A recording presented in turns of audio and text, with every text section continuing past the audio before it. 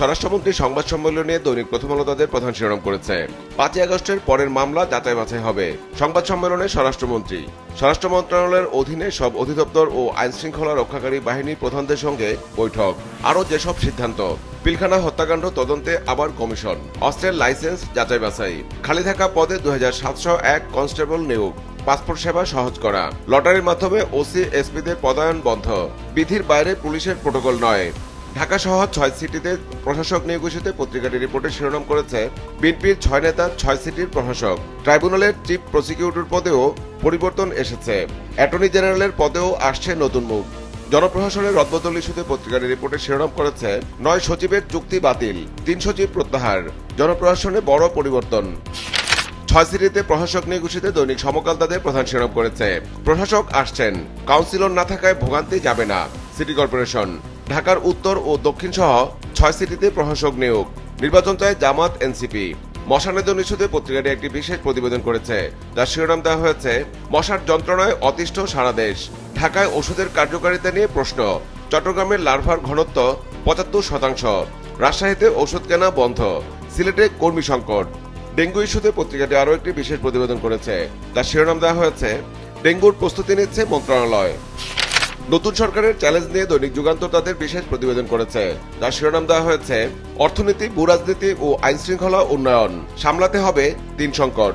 আদানির সাথে বিদ্যুৎ চুক্তি ইস্যুতে পত্রিকাটি একটি বিশেষ প্রতিবেদন করেছে, যার শিরোনাম দেওয়া হয়েছে আদানির চুক্তি নিয়ে ব্রিটিশ আইনজীবী, আন্তর্জাতিক আদালতে যাওয়ার পরামর্শ, দুর্নীতি তদন্তে আন্তর্জাতিক সংস্থা নিয়োগ দিলে গ্রহণযোগ্যতা মিলবে। 5 দিনের দ্বিতীয় বৈঠকে 4 মন্ত্রী, কয়লা 6,500 কোটি টাকা দাবি করে এরই মধ্যে সিঙ্গাপুর আদালতে আদানির মামলা। রাষ্ট্রপতির একান্ত সাক্ষাৎকার নিয়ে দৈনিক কালের কণ্ঠ তাদের দ্বিতীয় কিস্তির প্রতিবেদন প্রকাশ করেছে, যার শিরোনাম দেওয়া হয়েছে রাষ্ট্রপতির আরও বিস্ফোরক তথ্য। কালের কণ্ঠকে একান্ত সাক্ষাৎকার, তারেক রহমানের শরীরে মুক্তিযোদ্ধার রক্ত বইছে, তিনি দেশের ভালো করবেন এই বিশ্বাস রাখি।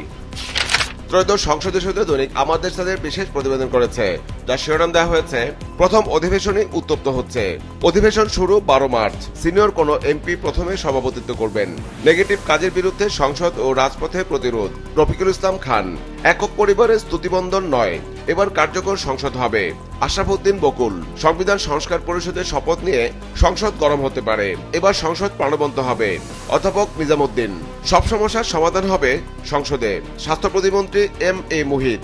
6 সিটিতে প্রশাসক নিয়োগ ইস্যুতে পত্রিকাটি রিপোর্টে শিরোনাম করেছে একদিনে 6 সিটিতে প্রশাসক নিয়োগ।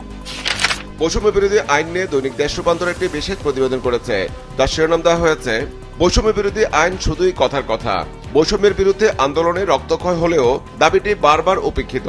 4 বছর আগেও একবার শেষ মুহূর্তে থমকে যায় উদ্যোগ। অন্তর্বর্তী সরকারের কাছে সংশ্লিষ্টদের প্রত্যাশা ছিল বেশি, কিন্তু ফল মেলেনি। প্রতিনিয়তই অবহেলা, বঞ্চনার শিকার দলিত ও পিছিয়ে পড়া জনগোষ্ঠী। নতুন সরকারের কৃষিকার্ড ইস্যুতে পত্রিকাটি রিপোর্টের শিরোনাম করেছে এবার কৃষিকার্ড চালুর উদ্যোগ সরকারের, সশস্ত্র বাহিনী বিভাগে অফিস করলেন প্রধানমন্ত্রী।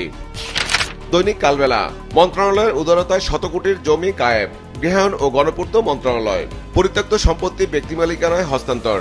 ধানমন্ডির 1 বিঘা জমিতে নেওয়া হয়েছিল সরকারি প্রকল্প, দীর্ঘ বছর ধরে চেষ্টা চললেও সফল হয় অন্তর্বর্তী সরকারের শেষ সময়ে।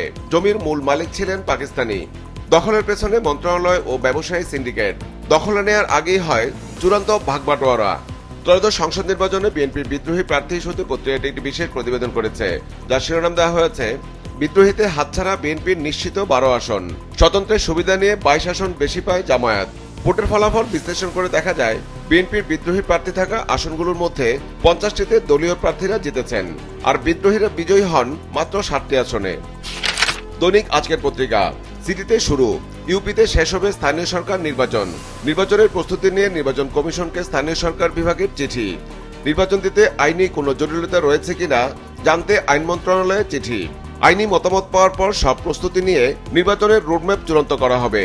পরিবহন সেক্টরে চাঁদাবাজি নিয়ে পত্রিকাটি একটি বিশেষ প্রতিবেদন করেছে, যার শিরোনাম দেওয়া হয়েছে পরিবহন থেকে বছরে চাঁদা 2000 কোটি টাকা, প্রতিদিন চাঁদা তোলা হয় 9 লাখ যানবাহন থেকে, টার্মিনালে বাস ট্রাক প্রতি চাঁদা 200 থেকে 800 টাকা, শ্রমিক কল্যাণের চাঁদার বড় অংশ নেতাদের পকেটে।